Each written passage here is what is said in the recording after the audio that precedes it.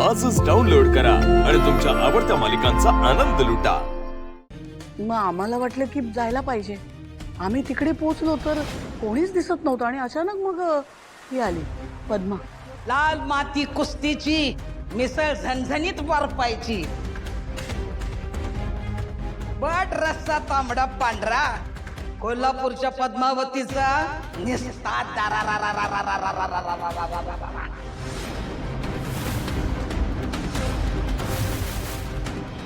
आम्हाला तिला ओळखायलाच इतका वेळ लागला, पण मग आठवलं की ती जुनी मैत्रीण आमची, म्हणजे आम्ही तिला मैत्रीण समजत होतो, पण तिच्या मनात काहीतरी वेगळंच होतं।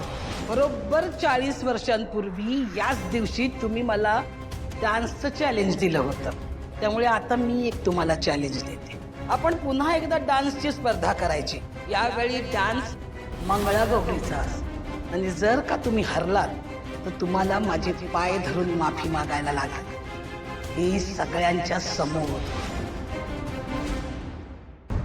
अरे देवा, म्हणजे आता मंगळागौरीच्या खेळामध्ये तुम्ही त्यांना हरवायचं आहे? तसंच काहीच। पण हे सगळं तुम्ही करणार तरी कसं?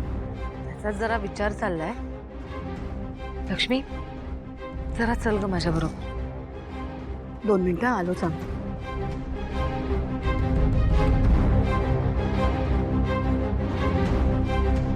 ते मंगळागौरीचे खेळ म्हणजे काय असणार आहे? बायका बायकांची डान्स कॉम्पिटिशन, बाकी काय? शी, माझ्यासारख्या मोठ्या घराण्यातल्या मुली असलं अजिबात काही करणार नाही। किती घाणेरडं वाटतंय काहीतरी। दामिनी, तुला घाण वाटणाऱ्या या कॉम्पिटिशन मुळेच यांना यांचं घर परत मिळणार आहे, कळलं ना? नाही,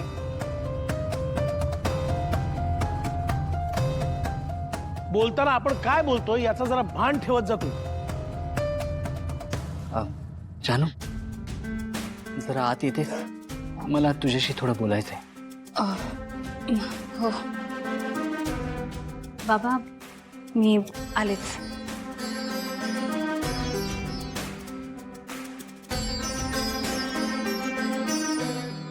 आईला मला बाई कसं तरीच वाटतंय बघ। का?